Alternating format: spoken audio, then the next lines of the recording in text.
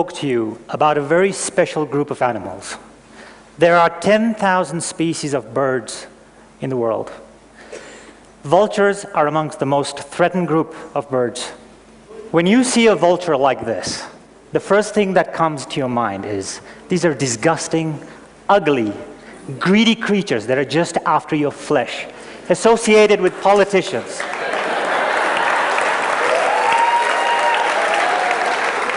I want to change that perception. I want to change those feelings you have for these birds because they need our sympathy. They really do. And I'll tell you why. First of all, why do they have such a bad press? When Charles Darwin went across the Atlantic in 1832 on the Beagle, he saw the turkey vulture. And he said, these are disgusting birds with bald, scarlet heads that are formed to revel in putridity. You cannot get a worse insult, and that from Charles Darwin. You know, he changed his mind when he came back, and I'll tell you why. They've also been associated with Disney, personified as goofy, dumb, stupid characters. More recently, if you've been following the Kenyan press,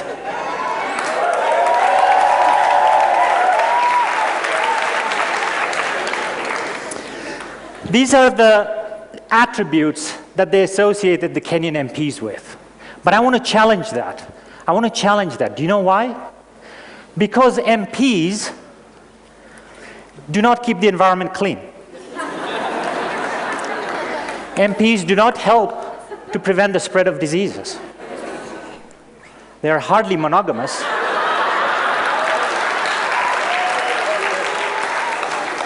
They're far from being extinct. And my favorite is vultures are better looking. So, there's two types of vultures in this planet. There are the New World vultures that are mainly found in the Americas, like the condors and the caracaras. And then the Old World vultures, where we have 16 species. From these 16, 11 of them are facing a high risk of extinction. So why are vultures important? First of all, they provide vital ecological services. They clean up. They're our natural garbage collectors. They clean up carcasses right to the bone. They help to kill all the bacteria. They help absorb anthrax that would otherwise spread and cause huge livestock losses and diseases in other animals. Recent studies have shown that in areas where there are no vultures, carcasses take up to 3 to 4 times to decompose, and this has huge ramifications for the spread of diseases. Vultures also have tremendous historical significance. They've been associated in ancient Egyptian culture. Nekhbet was the symbol of the protector and the motherhood, and together with the cobra, symbolized the unity between Upper and Lower Egypt. In Hindu mythology, Jatayu was the vulture god, and he risked his life in order to save the goddess Sita from the 10-headed demon Ravan. In Tibetan culture, they are performing very important sky burials. In places like Tibet, there are no places to bury the dead or wood to cremate them. So these vultures provide a natural disposal system. So what is the problem with vultures?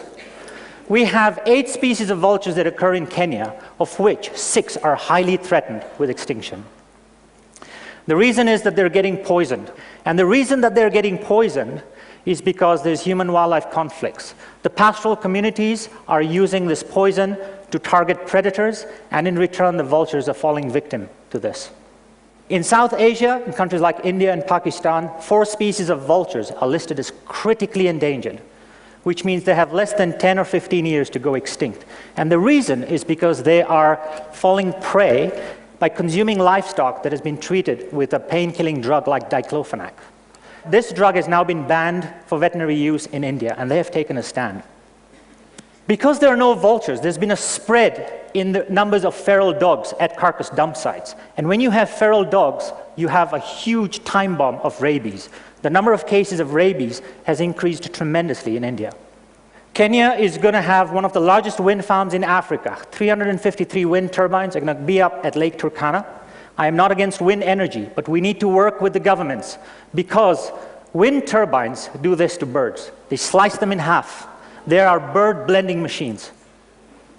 In West Africa, there's a horrific trade of dead vultures to serve the witchcraft and the fetish market.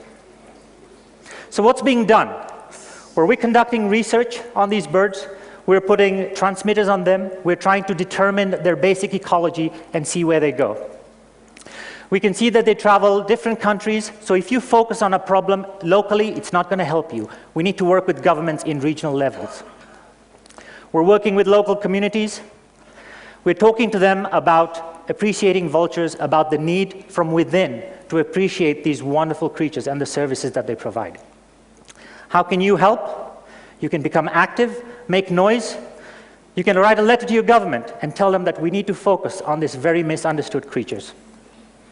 Volunteer your time to spread the word. Spread the word. When you walk out of this room, you will be informed about vultures, but speak to your families, to your children, to your neighbors about vultures. They are very graceful. Charles Darwin said he changed his mind because he watched them fly effortlessly without energy in the skies. Kenya, this world will be much poorer without these wonderful species. Thank you very much.